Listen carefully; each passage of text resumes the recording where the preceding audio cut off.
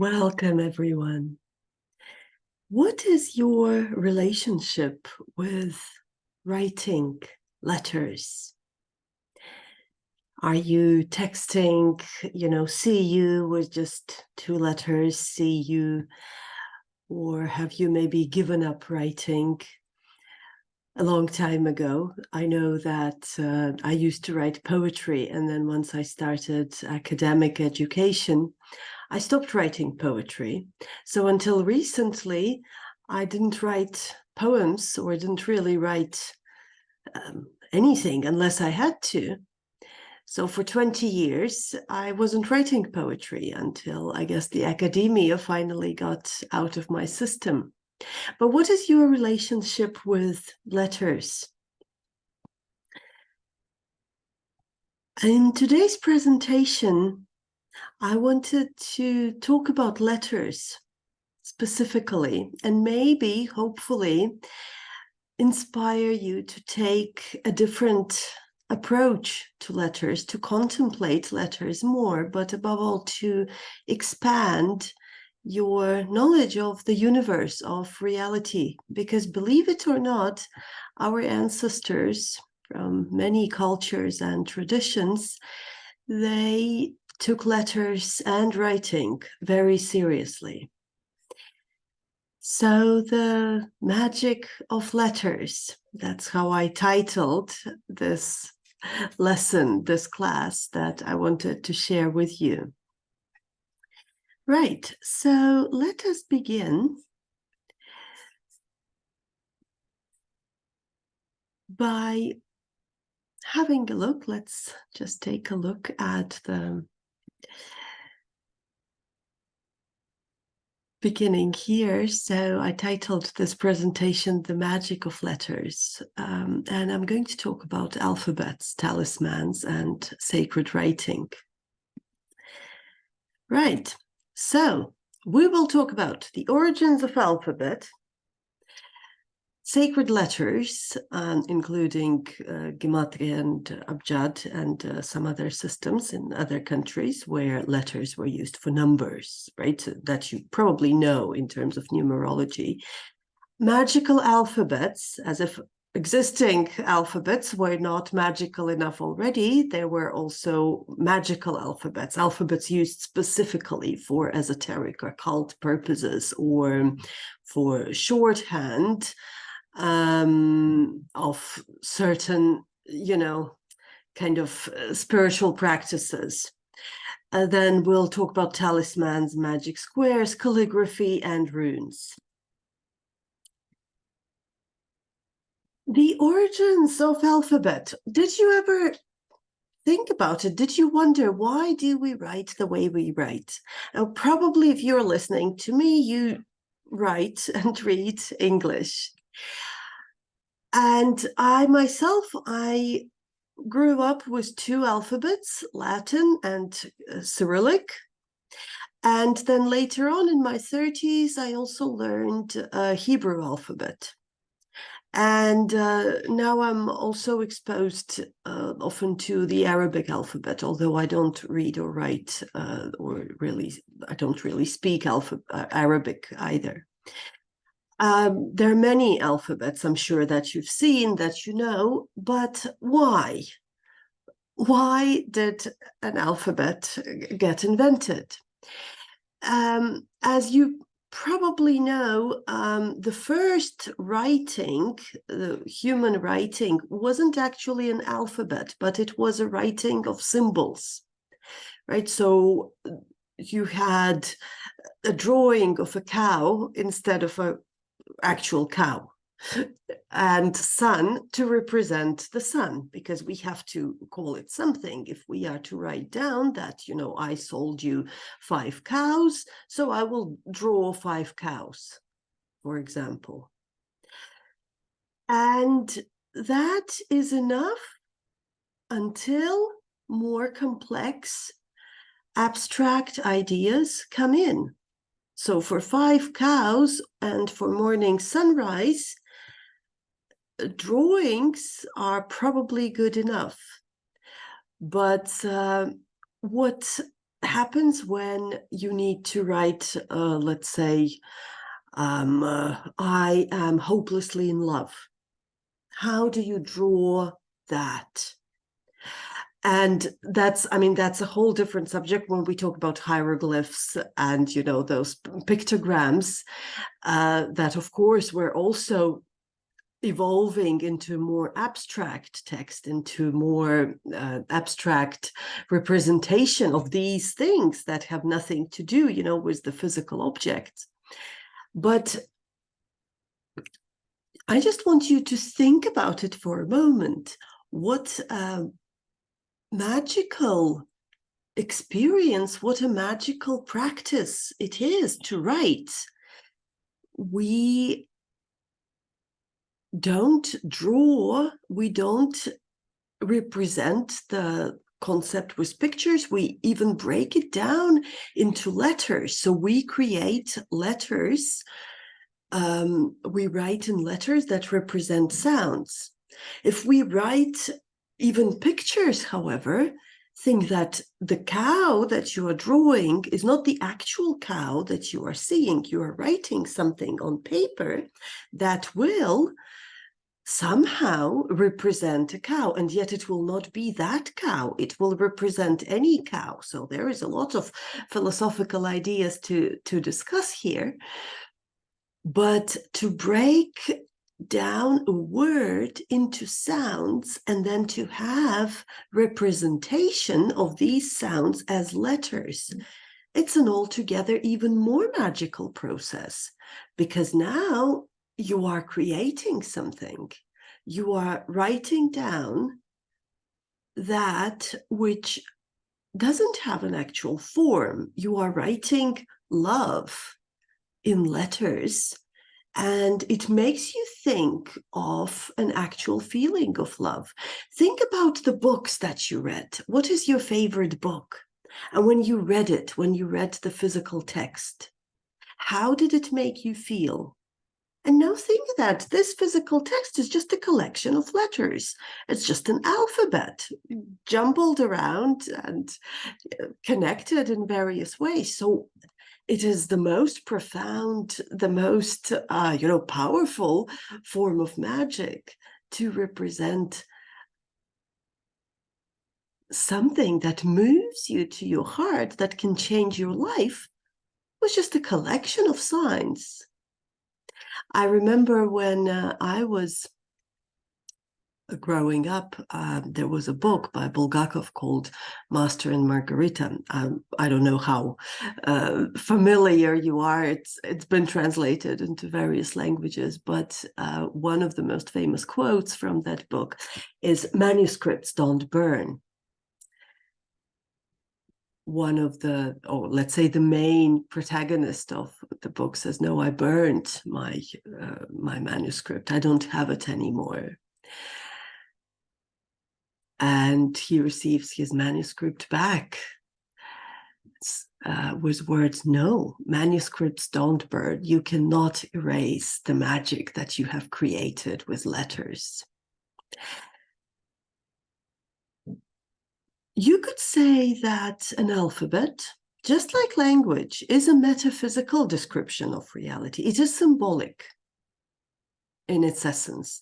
It is a microcosm of a greater reality. So a microcosm means a smaller representation, right? So I am a microcosm of the world, for example. The world is a macrocosm, and it's reflected inside me as a microcosm. For example, my blood vessels in the lungs look very much like the roots of a tree.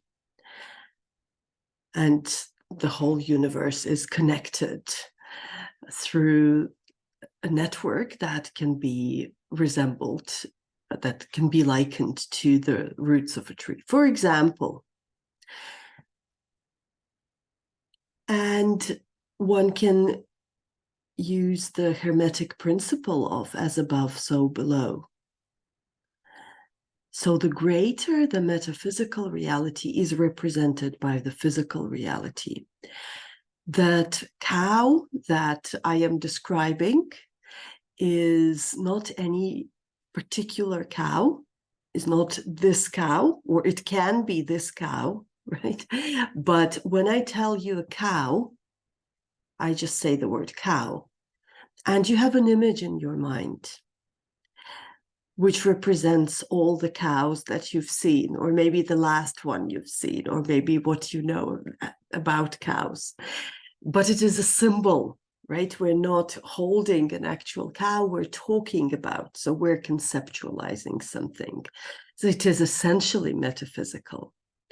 And philosophically, you could say, well, it represents a concept, right, that exists outside the created world. And that was why languages and written words and letters specifically were considered so magical, because they represented in physical form something that was outside the material world, outside the created world. It was, in a sense, a divine emanation. There is a concept, completely immaterial, completely abstract, and you put it into reality. Of course, we also have letters that look similar. For example, well, whatever it may be, k or p, or the letter H. You may have them in different languages and they would look exactly the same, but they will sound different. In some languages, H is silent, is just not pronounced. In some languages, it's pronounced as an exhale, right? As English, for example, house, right? Or it's more deeper into the throat, it's a h, and etc. So there are many, many sounds. And this represents the multiplicity of meaning. And so we will call an alphabet as something where a letter represents a sound. So it's a collection of letters, right? An alphabet is a set of letters where each letter stands for a sound. And as I mentioned, the first alphabets, in inverted commas, were actually more of pictograms. So one starter was drawing a concept, that idea of a letter for sound, it came later. Now, there was one interesting theory, interesting, maybe a little bit far-fetched, but just to show you some of the metaphysics of this, you know, how many theories and ideas one could have in terms of alphabet and the, you know, the origins of alphabet. So, and it has to do with alphabet and the stars. So in 2009, in an obscure journal called Sino-Platonic Papers, there was an article, actually a whole thesis by Brian Peller, where he connected the first alphabets to the signs of the zodiac by rotating those first letters 90 degrees and having them correspond to the star constellations. Here, in the presentation, you will see some of the excerpts from his work. Notice that the first letter of the alphabet is Taurus, the constellation of Taurus, is related to the constellation of Taurus.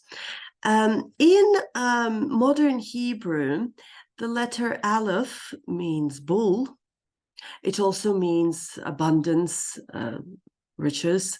We will, if you know runes, for example, and I'll get into runes in a, you know, after a few slides, we'll talk about this later. It's interesting in terms of the first letter of an alphabet and what it actually means, because in many languages, the first letter somehow corresponds to abundance, riches, houses, cattle, right? Something that you physically own. So Aleph does indeed mean bull. The Chinese lunar zodiac of ox. Then he has, the symbols of the Phoenician alphabet, which is considered like the mother or father of modern alphabets as we know them, and older alphabets. Some of them, like this Egyptian alphabet, it wasn't particularly used. And then you have the constellation of Aries, which represents then Gimel and Dalet. Gimel means camel, Dalet means door, and etc. So we have Virgo and Libra, Scorpio. The idea of his thesis is that the order of the alphabet is consistent across many languages. You have A and B and C and D. You have that order, even though they use different letters. The alphabet starts with an A in many languages, not all. So that was the origin of this thesis. And so his idea was that, well, a man looked at the stars and saw those shapes that would be given to letters in the stars. And it was in itself, and so again, that principle as above, so below, macrocosm, a literal macrocosm, looking at the stars, and the microcosm. Oh, so now my first letter will be representing the constellation of Taurus, will represent what I see in the sky. I find it fascinating, even though a little far-fetched, so I wanted to share it with you. But we have a Greek legend that Hermes, right, Hermes, the inventor of alphabet, the guardian of the Akashic records, the father of modern science, he looked at the skies and he saw cranes flying, and he had the idea that, oh, letters, that's what the alphabet should look like. So he received, again, he looked up from the earth and saw the alphabet in the shapes that cranes were making, that birds were making. And here we have the idea that these shapes were in the stars. And so humanity saw letters in the stars and brought them down onto paper. Right. So, well, it is commonly stated, and I'm not going to argue into discussions. It is not a linguistics lecture. Ironically, my first education was in languages and linguistics. It was quite a long time ago, and I didn't really work in that field, but it's interesting for me also on the personal level to talk about letters and the sacredness of it. So the first alphabet is commonly believed, let's say, to be the Phoenician alphabet. It's over 3,000 years old, and it consists of 22 letters, consonants only. Here is the version of the Phoenician alphabet. And the first sound is a glottal stop, right? It's that aleph, but only it's not pronounced. It's like, uh-oh, it's that, that sound. So that's the glottal stop. Languages based on the Phoenician, or alphabets based on the Phoenician, are Hebrew, of course, and the versions of Hebrew and Phoenician, and you could say also Arabic to an extent. They're related to the Phoenician. Metaphysically, letters were seen as building blocks of the universe. So it is this emanation from the stars, right? This divine ray coming down, and I write a letter. And later on, well, several, let's say over 1,000 years later, the Hebrew mystics, the Kabbalists, and Arab Muslim mystics, Sufis, were both writing in their respective books, treatises, that letters are indeed a building block of the universe. So the consonants are divine manifestation. They are the channels that the divine uses to create. Whereas vowels are for us, for human speakers, to fill in. And if that sounds a little abstract, I mean, think about dialects. Maybe in your language or in your country, there are many dialects. Where do those dialects differ mostly? Is it in consonants or in vowels? Does the consonant order stay the same across many dialects? Or maybe if a dialect is very, very far removed, then also the consonants change. But in individual speech variations, where do you see difference the most? In vowels, in a, o, e sounds, or in consonants? Even individual variations between speakers.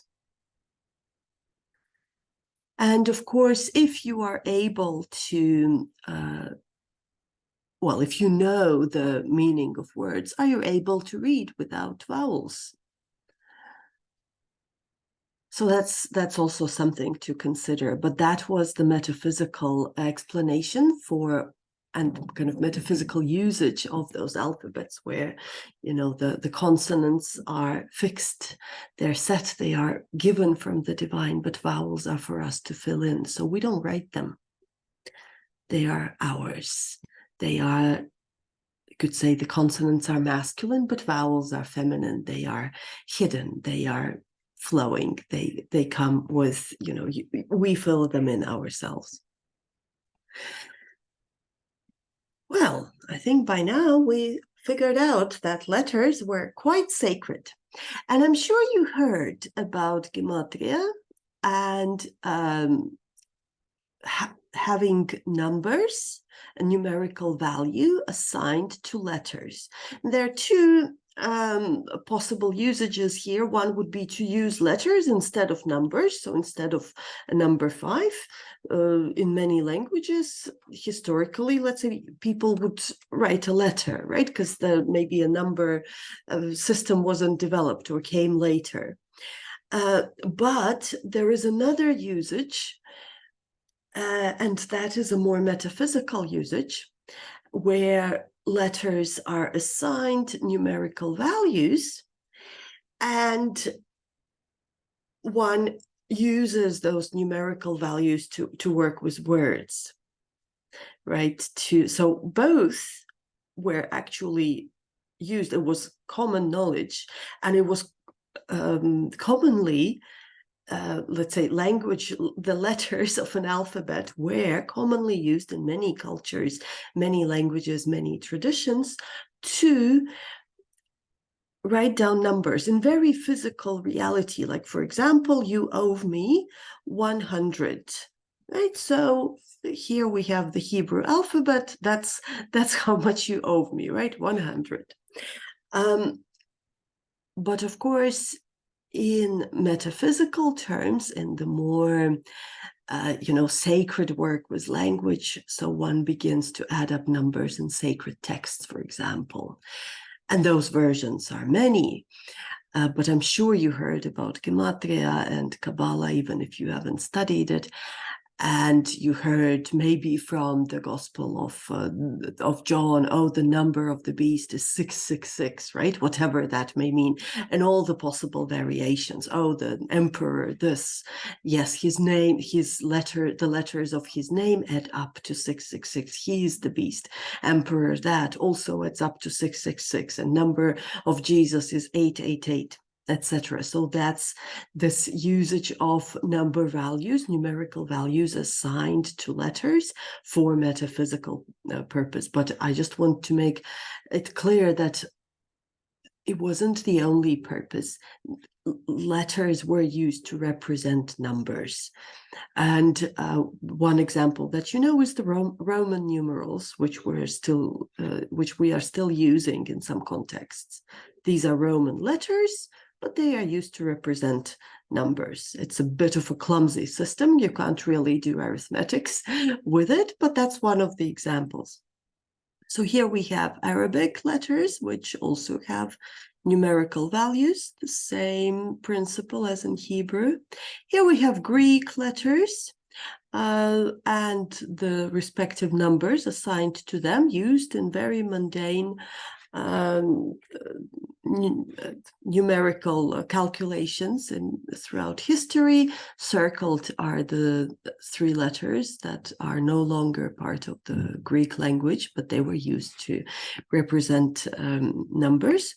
And we have a Cyrillic alphabet, maybe a little bit small, but just to show you that that's not just Hebrew, it's not just Arabic, where also letters had a numerical value. And letters had names. Every letter had a meaning. That ox or bull or power or whatever it was, the Cyrillic alphabet. It is an old Slavic alphabet, which is still used by the Russian Orthodox Church. I don't know if other Orthodox churches use something similar. For example, if Greek Orthodox Church uses different writing than the modern Greek language, this I don't know. I do know this is the old Cyrillic alphabet that is used in the Russian Orthodox Church. In fact, there is even an older version still of it. And here we have letters. So, for example, the first letter, A, has a numerical value of 1. If you can see, in Hebrew, it has the numerical value of 1, in Greek, and in Arabic. I'm not sure if this is Aleph or Hamza, so I'll leave that. I'm not an expert on Arabic, but obviously the first letter, the first symbol had the value of 1, and esoterically it was connected to the first principle, the divine emanation. Here in the Cyrillic alphabet, the first letters the names are Az, Buki Vedi, and it means I will know. So I will, future tense, and the third letter is know. And actually, every letter has a name that means something, and you can put it together in text or sentences. So let us continue. As you can imagine, maybe from what I am saying now, letters are more than just letters, are more than just something that you write trivial things with. You can, but they are also representations of a higher reality. So here on this picture, on this slide, this is an Arabic talisman of protection. This text here is a psalm in old Church Slavic, the Church Slavonic language, where these older letters, this older form is used as a church-specific. There are, of course, translations of the Bible into Russian language, but the common use is still the old Church Slavonic. So this is not a living language anymore, but it's used for liturgy. Here we have Hebrew talisman. These are the letters of the Hebrew alphabet, the 3 mother letters, and then we have the 7 letters and we have the 12, the symbol was the cross in the center, I believe, is also used by Rosicrucians.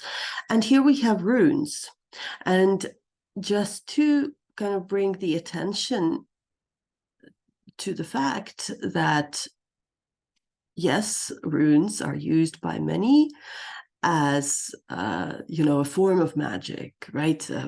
Ritual protection spells, divination with runes and so on. But this was actually a legal text. So yes, runes are magical and they are signs and symbols, but they were also letters. So these two, they were never quite separate. Yes, it is a magic letter, right? So we have a church, a Slavic liturgy where it's in a language that is no longer used because it is sacred, right? You don't want to give up the magic of letters. But a while ago, several hundred years ago, it was still a living language. Everybody wrote it, and people wrote mundane and trivial and silly things in it. And same goes for Hebrew and Arabic, obviously. Same letters are used for magic squares and talismans, and same letters are used to write, I don't want to speak to you again because you broke my favorite cup.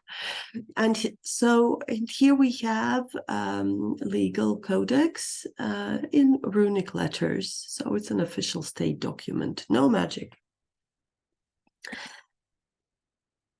Well, as if alphabets weren't magical enough, people liked to create their own alphabets.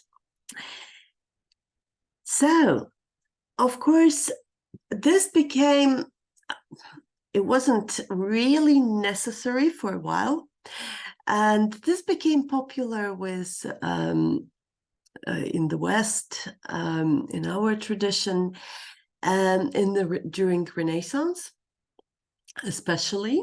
Although there are other examples, like there were Muslim mystics who created their own alphabets, etc. And of course, there were secret alphabets like used for spying and so on, with the letters that no one could read except the selected few, or for example, to transmit some secret esoteric knowledge.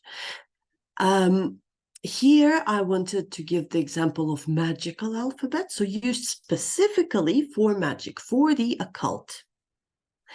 And these are Renaissance and later alphabets, often based on Hebrew with elements of Latin and Greek. So here we have Malachim, the alphabet of the angels, Transitus Fluvi, the crossing the river, crossing the flow.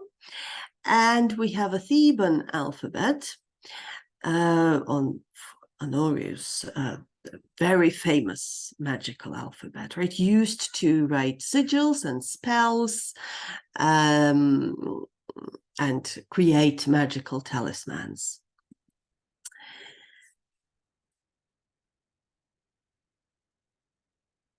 Speaking of talismans and magic squares, that power of letters, that, power of bringing down the unseen and making it seen, bringing down the divine emanation, in the beginning was the word, right? Of course, the sound, but then I make that sound into a letter. I make it permanent. I create something. I am somehow utilizing God's power to create. That's huge. And in many cultures, in many languages, that power was, of course, utilized magically in the sense of, well, let's transform our reality. Let's affect our reality. I define magic as a science of correspondences, but of course there are many definitions and usages of what we do with that science of correspondences. So, of course, magic squares and talismans, where this esoteric use of alphabets. Here, the first kind of a magic square, a talismanic square, it's being reduced to one letter, Aleph, right, is actually abracadabra. You would think it's a magic spell that exists in jokes and fairy tales, but originally it was used to cure fever. That was a spell for curing fever. And I collected a little bit of spells for curing fever and the associated plague. There is another magic square here, 19th century magic square in Hebrew, used to cure plague. Now, what is a magic square? Its letters have numbers. The numerical value of letters in each, so each letter has a numerical value assigned, right? And the sum of letters, the sum of the numerical value of letters is the same in each column, in each row, and in each diagonal. And there are some other manipulations that one can do with magic squares. So when you have numerical values, the number values for each letter put together, organized, and so we have, and so the numbers add up to the same number in diagonally, in column and in row. Then this is a magic square that you can work with. But of course, also the shapes of the letters and the form of the letters, they also play a role. Here's another magic square in the Malachim alphabet. It is written by Cornelius Agrippa, who also considered himself to be a magician. It's not up to me to judge whether he was a magician or not. And this magic square was used to cure elemental imbalance. So again, the sum of letters, remember letters are assigned numbers, the sum of letters is the same, going down, going horizontally, and going diagonally. Here we have an anti-plague amulet called the Garden of Names. It's an Arabic amulet. It's from the late 18th century. Talisman, not a magic square, but this is probably one of the most famous Christian talismans. It combines Greek letters, chi and rho, and it means Jesus Christ. It's Christ, commonly seen in icons, in churches, inscribed in Templar churches, etc. It's also a talisman, and it's also a representation of divine reality, so it has power beyond itself. Here, just for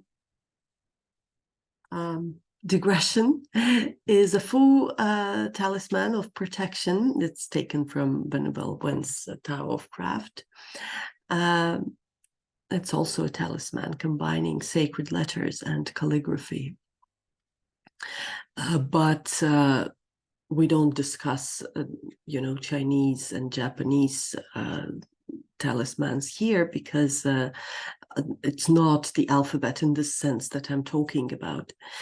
But of course, calligraphy and talismanic art is very ancient in both China and Japan. So I think by now you understand that calligraphy is a serious thing. Calligraphy is not just about writing nicely and writing pretty letters. historically it was much more than that. There is something that happens when you write a sacred name, a sacred phrase, a part of a sacred text, slowly, according to a particular art, studying with a master.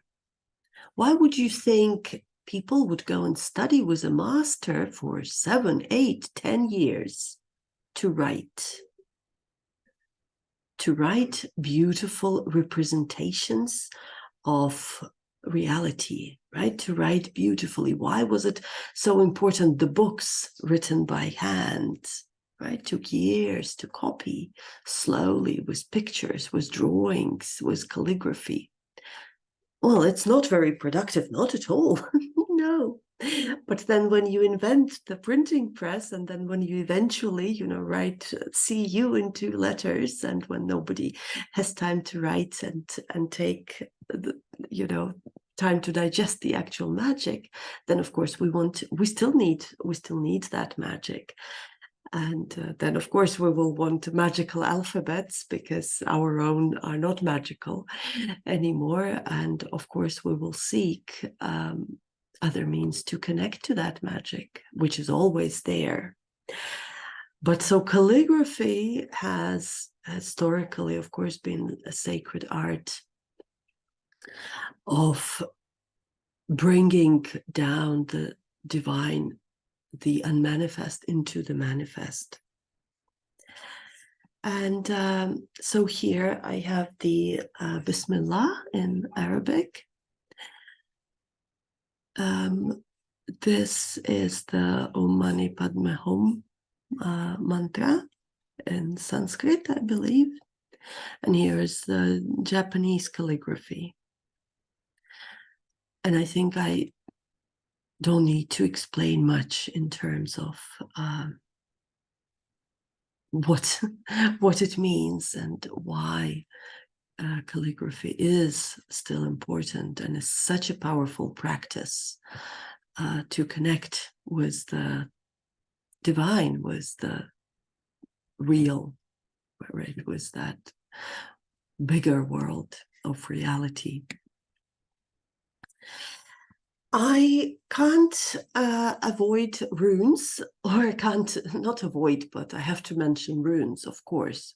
I don't work with runes myself, but probably many of you do or have worked or used runes for protection or divination. As you know, runes are used. There are like rune divination bones where you can have a rune of the day and it's associated with a particular divinity with a particular meaning. I'm sure you've seen by now that this has been the case of and in other alphabets.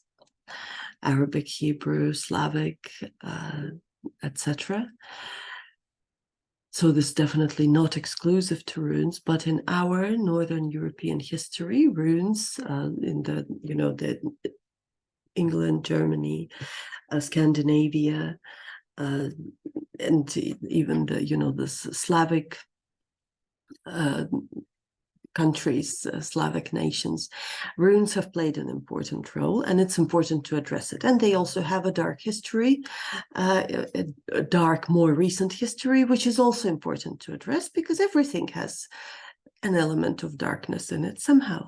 So this is the runes, one version of the runic alphabet. There is usually, towards the end, there are some contentions as to what constitutes the main part of the runes and what is later additions. But we have, they're called the Futhark, right? Because here the first letter is not Aleph, it's an F. But it means cattle and abundance, and it means bull, like a domesticated bull, a domesticated animal, but more general terms, cattle. But it's not Aleph, and it's not a sound of ah.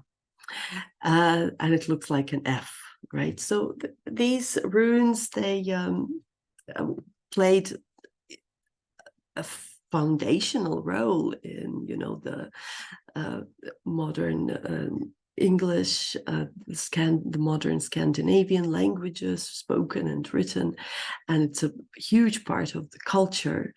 Magical culture, yes, but remember, it was a living alphabet. It was not a magical alphabet. It's not like something that, and then they, in the old days, they were just sitting and casting runes to know their lot, or to know what they were to do today. Should I go to work, or should I, go fishing? Yes, which rune will show me what? This was also an alphabet used for writing, for very mundane things, and for, of course, religious purpose. But those letters in themselves, they were magical. Of course, they represented, each letter meant something. So we have the first rune, Feoho Fehu. It means cattle, bull, or cow. The origin of the English word fee, actually, because it means property, denotes ownership. The next is the ur. It means a wild bull. It's extinct now in Europe. It means cattle, yes, but it's an untamed power. So it's not a domesticated bull, it's the wild bull. Then we have the thorn rune, which means exactly that, thorn. It also means a giant, demon, and troll. Thorn bushes, like the protection, creating a protection. Trolls that have to, defend themselves, or you have to protect yourself from them. Also, Thor's hammer is associated with that, more metaphysical aspects. Then you have the also As rune, and it represents the primordial sound, the ah, right? This ah. Here it comes fourth. It's not the first in the alphabet. Runes, and I can't avoid talking about one aspect of runes that I'm sure you all know. I'm here in this alphabet, and I've chosen not to add to it, are other runes like Wolfsangel, the Sun rune, and the Erda rune. It's a version of an Ethel rune, which is somewhere here. There it is. The Earth rune.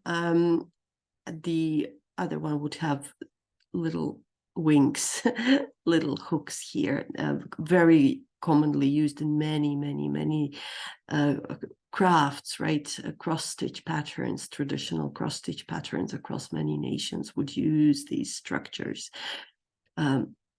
of runes.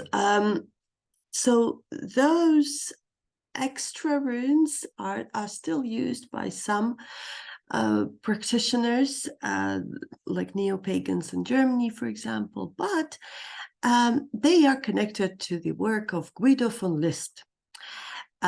So early 1900s, I think 1902 and 1905, Guido von List had a dream. He went temporarily blind, and in a dream, he saw 18 runes, which were based on the Futhark, but they were modified, or kind of some of them he invented. And that was his alphabet, Armanen runes. Von List was crucial in the folkish revival in Germany in the early 1900s. However, from there, the history goes to the Thule Society and the whole folkish fascination that quickly was taken up by the Nazis. And of course, the SS had runes and runology as part of their curriculum. And the use of Nazi symbolism, etc.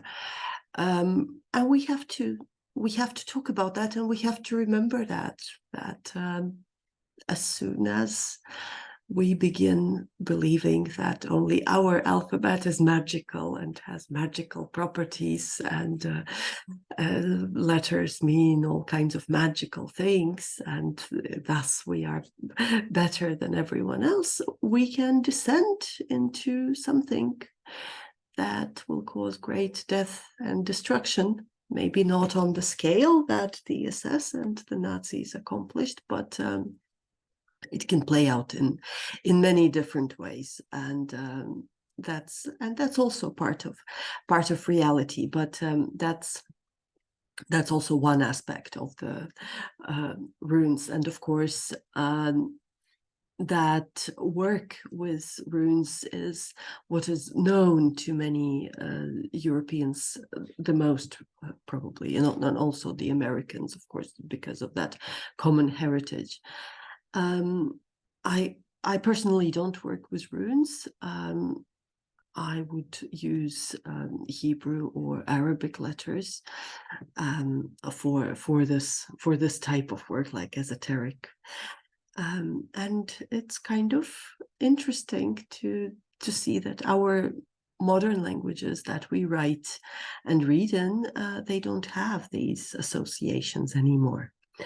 So we have this idea that it's somehow removed, it's somehow there is this special magical alphabet, when in reality it wasn't really. The actual alphabet was seen as sacred just by virtue of its being an alphabet, of you being able to write.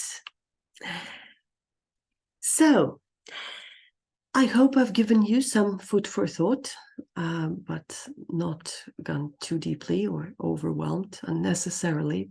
And I just wanted to ask you, what is your relationship with letters? What is your relationship with what you write, with what you read? What is your relationship with the written word?